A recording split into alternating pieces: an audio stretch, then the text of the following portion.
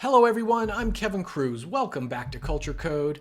I'm super excited for our guest today because she is the Chief People Officer at Rivian, Helen Russell. Helen, welcome, and where are you joining from today?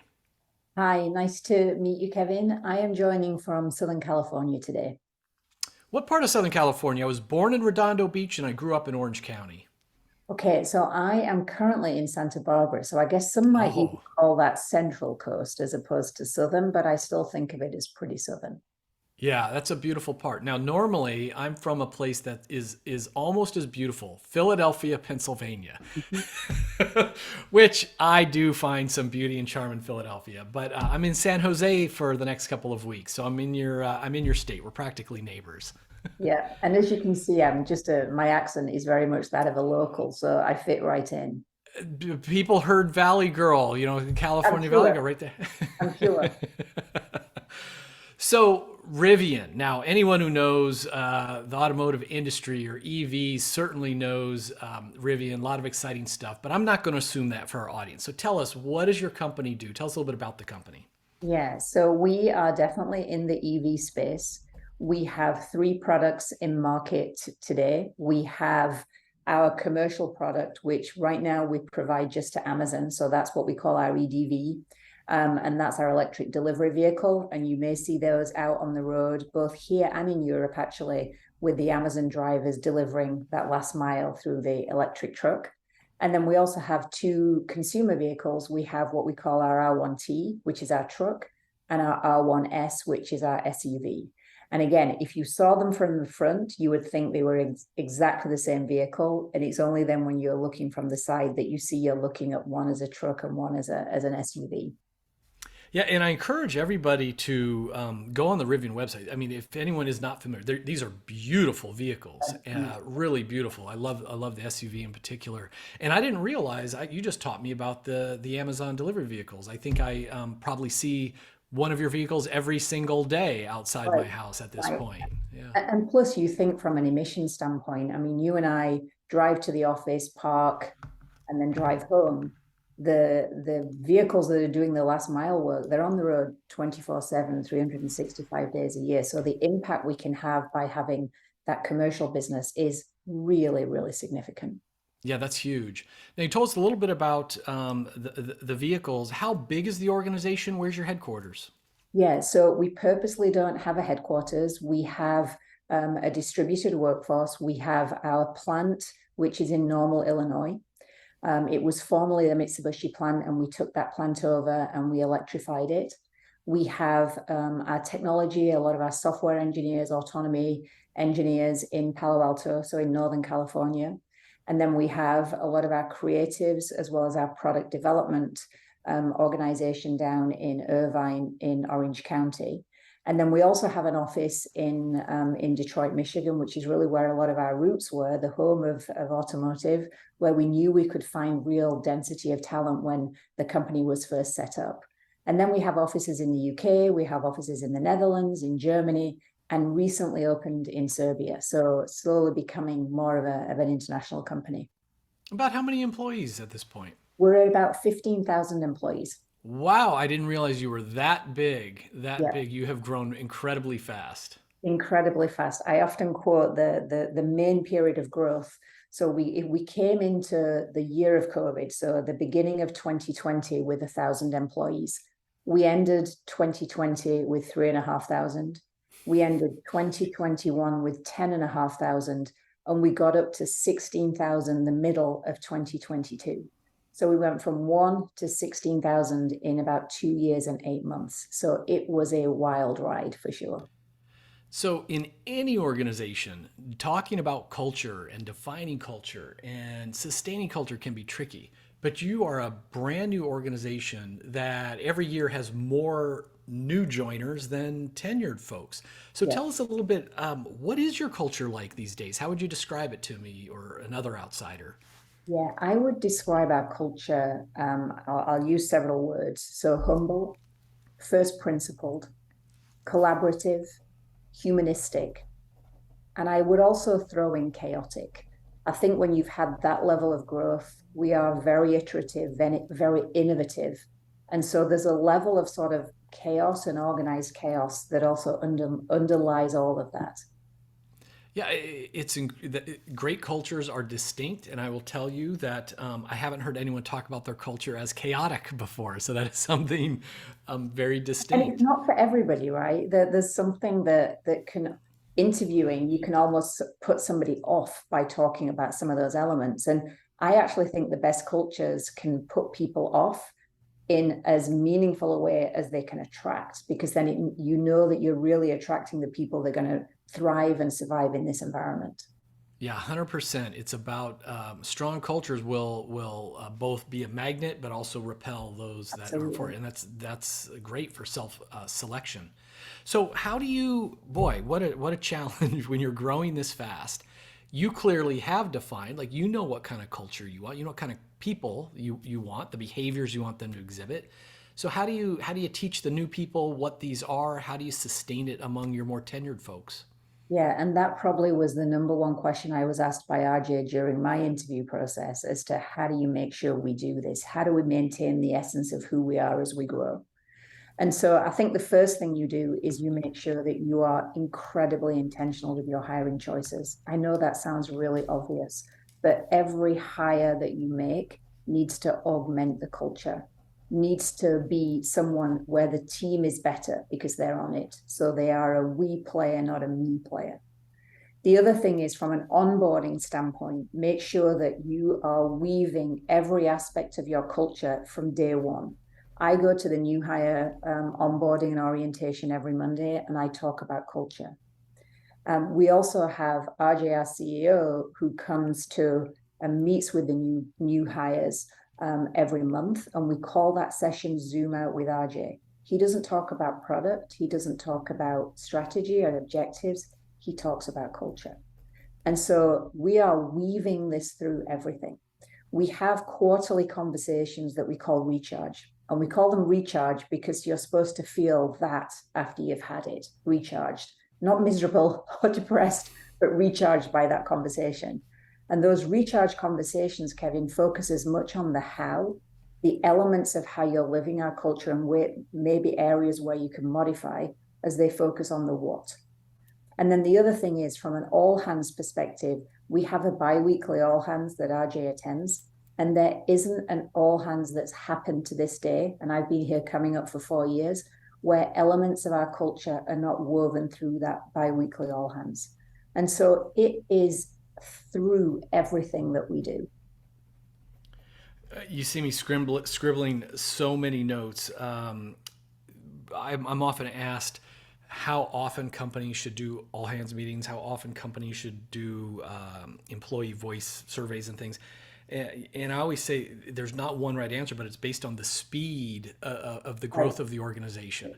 So you could Exactly. have a large, sleepy organization with 50,000 employees that really doesn't change that much, and you probably don't need to run that many surveys, do that many all hands. On the other hand, when you've got hyper growth and you realize how many new people are in the organization this month, this quarter, in the previous year, you need to be, your pace of communication needs to keep up. Yeah. So, but it's not easy to do, right? Like those all hands every 2 weeks, that's a lot of work. It's a lot. It's a lot. And the other thing I would add to that, I would say I violently agree. And in founder-led cultures or in founder-led companies, the culture is so defined or more profoundly defined by the founder. And so making sure that that founder is accessible, familial to all employees. And when you have such a distributed workforce and you have people on the line, the medium of Zoom, where the intimacy of having his face on that small screen actually brings his personality and the cultural aspects that are important to him feel a lot closer and proximate, irrespective of where you reside in the organization. That's a good point. Now, I'm really passionate, people who know me, I'm really passionate about leadership development, especially frontline leader development. The research shows that 70% of the variance in engagement is actually tied back to the manager. So you could join a really great company, but if you're reporting to a weaker manager, your engagement's gonna fall. And it's tough to develop managers in any organization. Everyone says they want to grow and develop, but they're always too busy and all this kind of stuff. Again, you've got this incredible growth going on Yeah. in a positively chaotic environment. Yeah. What are you doing to develop or support your frontline leaders?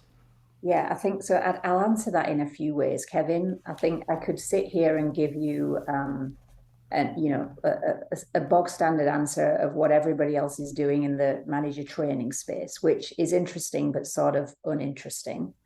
But there's a few other things that I want to speak to. First of all, the assumption that most organizational hierarchies are built in a way that the way you grow and develop your career is through a management path, not through an individual contributor path. And so it's really important, and we did this from the outset. We built our management hierarchy and our job architecture in a way that you can grow just as successfully as an individual contributor as you can as a people manager. So that then prevents you from putting that fantastic individual contributor who's going to be a pretty horrible manager or who genuinely doesn't even want to be a manager. It allows you to grow and develop them without putting them in an area and a position that is outside of their comfort zone and is not giving of the best to Rivian. So that's the first thing, fundamental thing. The second thing is that from a people management role, this job gets harder every single day. And think about the complexity that we're throwing. I mean, we've talked about the complexity of being an HR leader over the course of the last several years, with everything from COVID and George Floyd and financial crises and all of the things and remote work that it's put on our lap. People managers are also dealing with those same complexities every single day. And so one of our biggest focus areas is to say, when we ask our people managers to do something, how do we ask them and how do we design that in the most simplistic way? So how do you try and take the pain out of the process? So for example, you heard me talk about recharge, our quarterly recharge conversation. When you zoom out and you talk about what is the essence of performance management, it's to make sure that at the end of any performance period, and let's call it quarterly, that you have a really good sense of how are you doing, what do you need me to focus on, and is there anything that you need me to modify? That's it. And that doesn't need to be anything more than a conversation. Now, what was interesting was it was our managers that came to us and said, can you give us a system for us to document some of these things? And we were trying to make this a light and load, and I've never had people come to me and say, can you give us more to do? And so I think they may be regretting that now, and we're probably going to revert back to more of the conversation. But how do you make their work as light as possible? And how do you assume that they know what they're doing? And one of RJ's saying is index to the highest common denominator. Don't design a performance management process assuming that everybody's going to fail. Design a performance management process that assumes that has a fundamental belief that everybody can learn and grow. And that's how we've really come at that role. I love that phrase, index to the highest common denominator.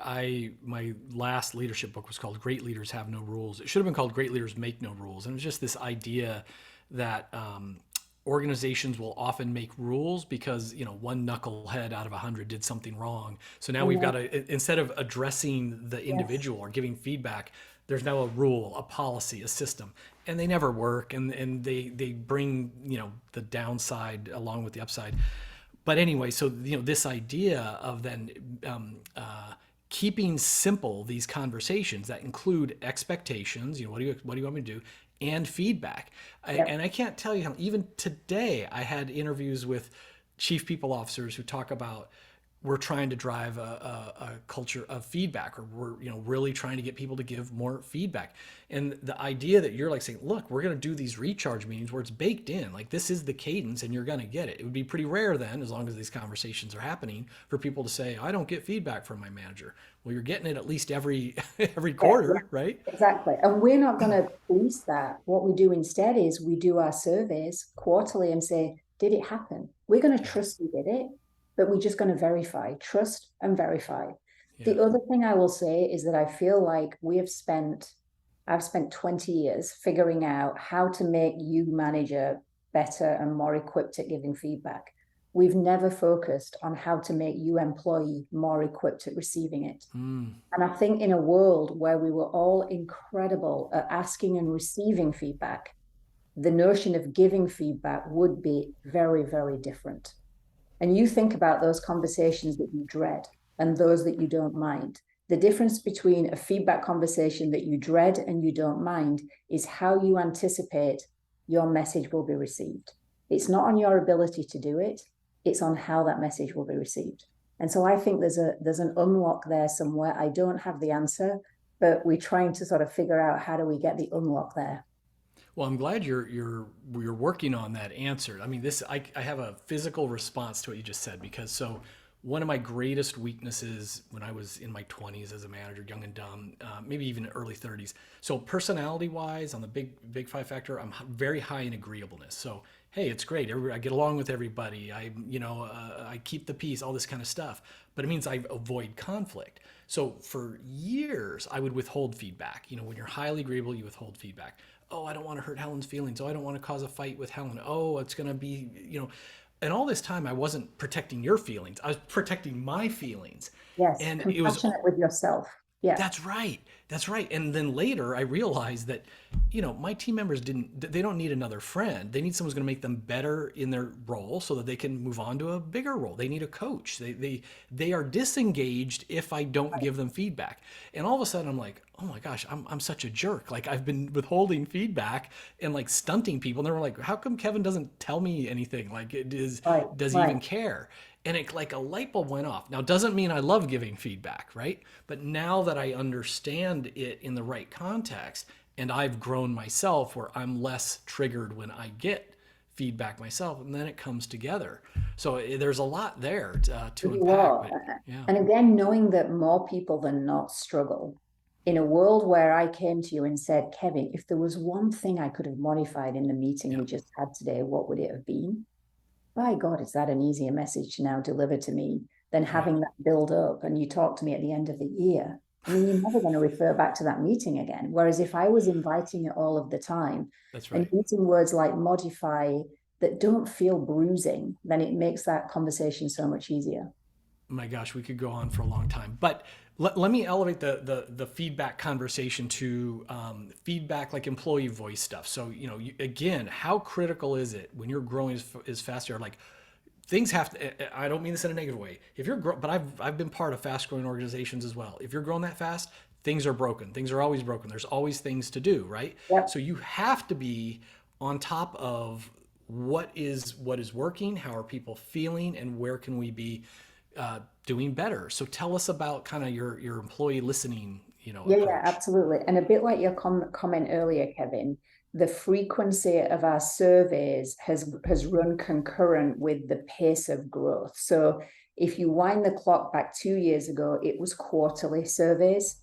Last year we did three. This year we'll do two. And we feel like we've got to the right cadence for where we are today with biannual surveys. And they go in January, and we've just closed the back half survey that just completed at the end of July, and we're running the data right now. We then take those surveys and then we dive into focus groups and dive deeper for a click down more of information. And obviously we serve that data up to any manager with more than 5 respondents. So obviously we're protecting the confidentiality of whomever has completed the survey. And then we also do pulse surveys, whether it's a pulse survey post a learning session, a post survey. We do pulse surveys after an all hands to make sure that even our communications are hitting the mark. So we are constantly hunting for information on everything that we're doing and looking for trends and correlations in what that information is telling us. And again, interesting thing coming out of our last survey was when we looked at well-being, we looked at belonging, and we looked at what was our third item? Well-being and belonging were the two biggest correlators. But what we found was that if you were answering positively to I feel like Rivian cares about my well-being, and you were answering positively to I feel like this is a place where I belong, you had a 35% lift in your level of engagement. Wow. Big. So we also know that the areas where we can go deep because it's going to have a significant impact on engagement. I love it. I love it. You've already, Helen, talked about so many cool programs. But related to culture, is there a specific initiative, a specific program that you're especially proud of, or that you want to spotlight for us? I don't know whether it's like a program, but what I would say, and I was talking to Ben Putterman, who leads our learning team, about this a couple of days ago. And we were talking about in previous lives where we had our core values printed on our badge or printed on a mouse mat or on a poster on the back of the toilet door. And they were the environments where it wasn't part of the ether. And so you had to postcard and promote it using these very sort of tactile ways of exhibiting. We have none of that, none of that. And that's because our values are our vocabulary. We Mm. use our values as verbs. So zoom out is one of our values, and that's obviously all about perspective. Ask why, stay open, also two values. And I can't tell you how many meetings you're in when somebody will caveat what they're about to say by opening up and saying, I just need you to stay open while I talk through this. Or can we just zoom out and make sure that we're solving for this at the Rivian level? We're not solving for this at the functional level. And so this is vocabulary that's just in our way of working. And I would say that is unique. And I haven't experienced that in my career before I came to Rivian. Yeah, I love that, values as verbs. I mean, when people are expressing your organizational values in the everyday flow of work, you're doing it right. You know that they're sticking. They're Yeah, sticking. yeah, absolutely. Alan, this is a short format podcast. We only have a few minutes, but I wanted to hit you with a couple of fun questions. Imagine you could send a book, or it could even be a movie or anything, to every one of your colleagues, and they were guaranteed to read it. Which book or other media thing might you send them? Yeah, it's so hard a question, so hard. But given our earlier conversation and the fact that this directly links, I would send Radical Candor by Kim Scott. Fantastic. One of my top books for leadership development, soft Yeah. skills. So good, right? And culture, because I think that talks to where your culture resides, not just the type of person that you are and how you give feedback. She told me, she developed Apple's first manager training program, and Radical Candor. The feedback was the main course, and I said, how much like was that 1/5? Was that 1 hour out of 4? Like how much was it? And she said, Kevin, that was like 80%. If I had it my way, it would have been 100%. You get that right, everything else takes care of itself. Everything else works. Absolutely right. Absolutely right. The only other thing that I would recommend, and it's an old TED talk, it's from 2006, but there's a TED talk by Sir Ken Robinson, and it's Mm. called Do Schools Kill Creativity? And it talks about that creativity is all about original ideas that add value and the sort of richness of human capacity. And I think in a company that's very first principle like ours, and his podcast is How Our Education System Stifles the Way That We Learn. And I would say that our corporate cultures can stifle the way that we work. And so, how do we think about creativity, bringing your skills and leaving your experiences at the door so that you can bring this real first principled way of thinking to work every day? Mm-hmm. Well, you lead into this next question. Maybe it's a similar answer. Given where Rivian is today, and what you're faced in the year ahead, imagine I give you a magic wand, you wave it, and all of your colleagues get better at a particular skill or behavior. Like, how would you cast your spell? What are they going to get better at? They would be better at two things. They would be better at receiving feedback, obvious. And the second thing that they would really develop their level of humility, Mm. because to be humble allows you to be open, to be collaborative, to be curious, to zoom out, to do all of the things that we need you to do requires you to leave your ego at the door. And, I'm going to quote Mitch Brown. He is one of our directors on the line at the plant. And we did a deep dive into sort of his family life yesterday. We like to do these spotlights on our employees. And he used a quote in there that his favorite line is, I never learned anything while I was talking. And I just love it. I love it because it's just like, how do you just leave your ego at the door and just be in listening mode and questioning mode, inquiry versus advocacy?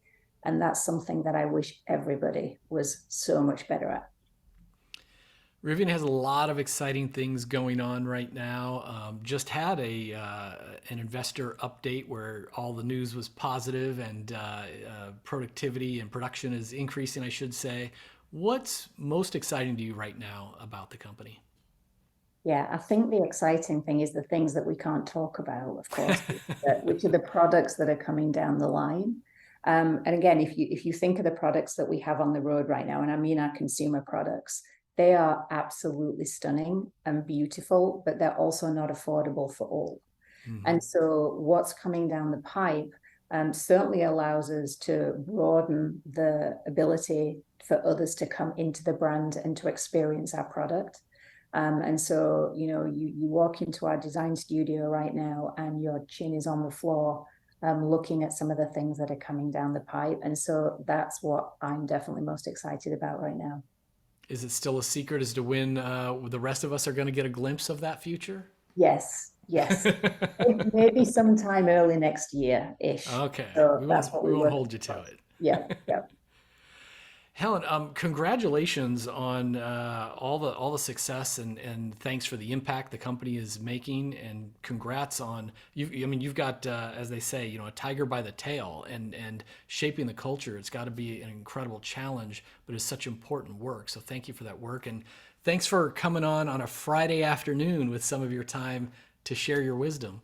Yeah. Thank you so much, Kevin. Really enjoyed it.